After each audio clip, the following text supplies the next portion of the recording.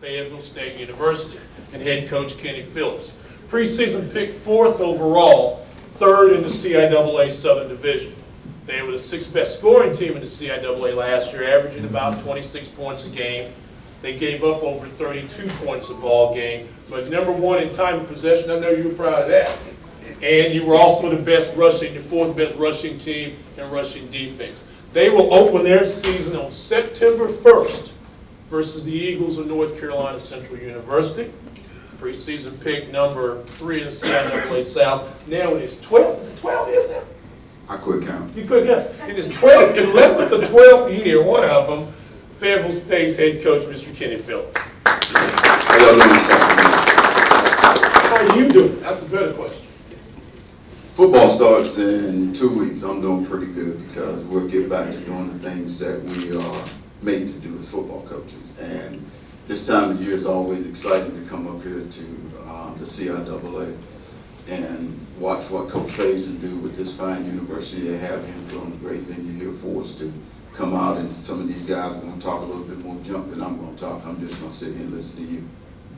No, I'm just asking the questions, and you need to tell me, because my question to you is the bounce back. I mean, you know, scheduling can be a good demon or a bad demon sometimes. Last year, you guys off to a little rocky start, and I was worried about you. I saw you at the game, and you didn't smile, you didn't speak to me, and I thought it was me. And then, you know, you're able to win the game every game, you're talking to me. So scheduling, you didn't get off to a great start, but you ended pretty strong. You know, a game I know at the end of the year you were disappointed. Talk about how we fixed the problems from last year to this year. Well, if you talk to Dr. McLean, our wonderful AD over at Fayetteville State, he'll tell you this time of year Coach Phillips don't smile much anyway. So it was This was September though. This was nothing against you. So it's one of those things with me. You know, it's our scheduling has always been that I've always felt as a head football coach that if you can play tough competition in your preseason game, it builds for the tough competition you're going to play in the CIAA. And last year was a year of, I heard Coach from Bowie State say he redshirted 18 freshmen. I think I played 18 freshmen last year. So it was a year for us to get some young guys in there. And when we had to play those young guys, the biggest thing with playing tough schedules like that, we started out the season with a bad injury to Marcos Escobar, who we got back. He didn't play the first 3 games. And then we ended the season with the injury to Andre Lyles. So we were a young football team that had to throw some guys in some situations that normally we wouldn't have to because of injuries. Speaking of a young team, you had to eventually go with a young quarterback in Chauncey Concepcion, who had a nice season as the year went on. Talk about Chauncey and the other guys on the offensive side of the ball. Well, the thing that you asked earlier about how do you bounce back, you know, you go out and recruit and you take the guys that you have on your campus and you try to mold them into the championship football teams that you had in the past. Of course, you can't compare each team with the team you had a year ago because they're not the same football team.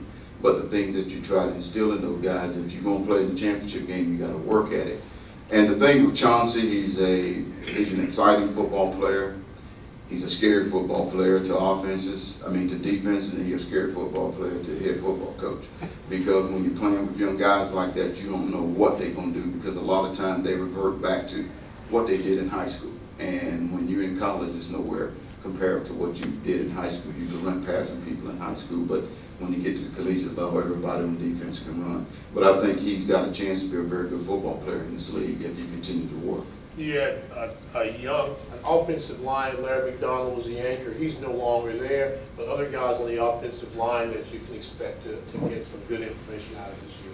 Well, that's the great thing about our football team. We lost on our offensive side of football a year ago. Larry McDonald was a senior, a 4-year starter for us.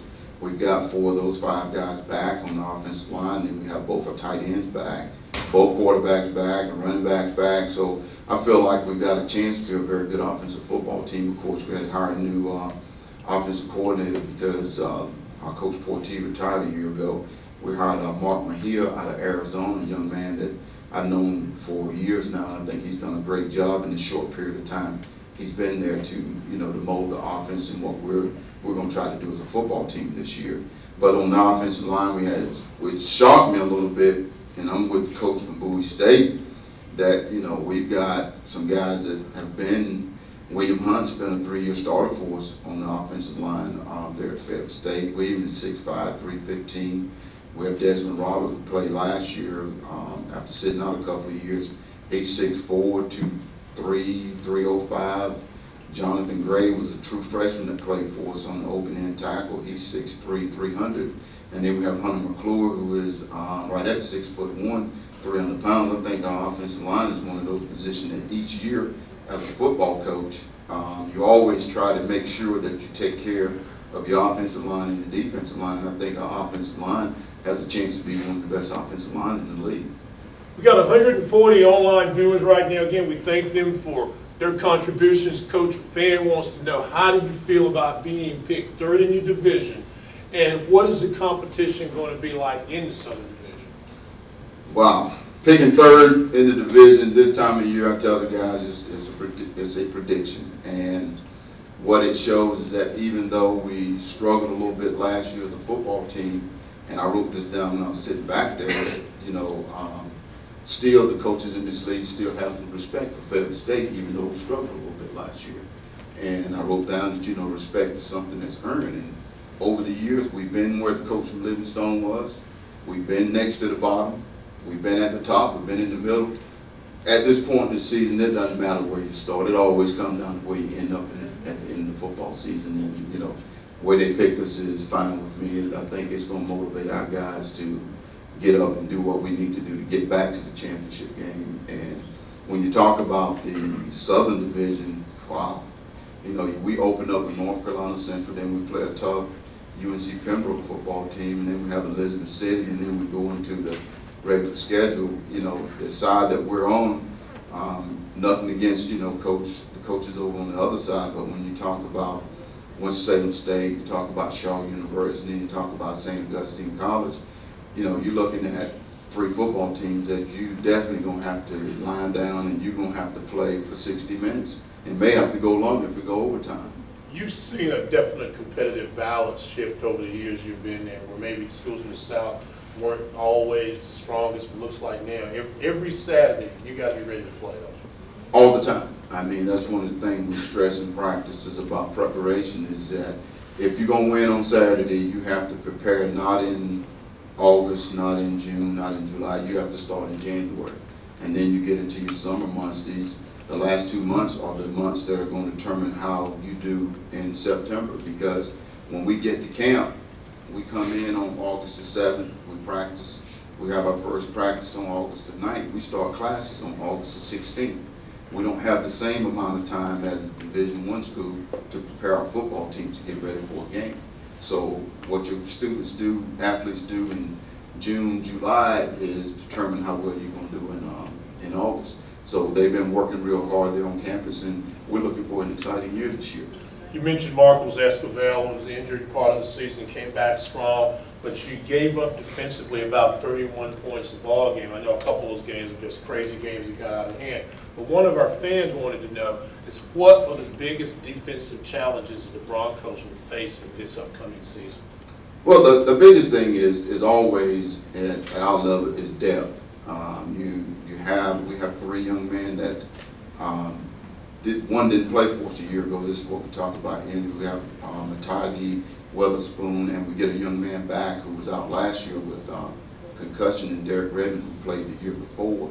So we have 3 experienced defensive linemen returning for us this year, and the problem is depth-wise, you know, who's behind those guys. So you have to kind of finagle your way through and make sure you don't overwork those guys, and make sure you try to get them through the football season.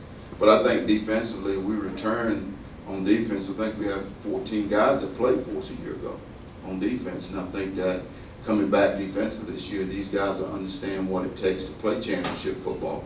And giving up 31 points a game, you know, this is me.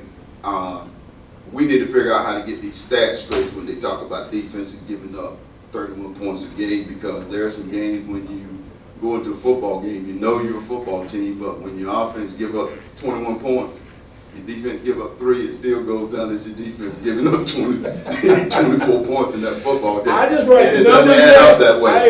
Hey, I'm not But like I mathematician. said, we are a football team, but, you know, I thought we didn't play very well as a defense last year. We gave up too many big plays last year, and that's one of the things we're going to stress coming into camp this year. I look back at the Carson Newman game. We played them on a Thursday, and I knew what we was getting into with that football team, trying to prepare for what they do. And then we play Elizabeth City, and Coach Tillett, you know, talked about moving earth. He came in there and moved that turf around a little bit with those big guys. He did that. If you're watching, you know, he did that. and then we play Winston-Salem State, and we go into that football game. We give up, I think it was 6 or 7 touchdowns that were 30 yards or more. And that's unorthodox when you talk about Fayetteville State football on defense.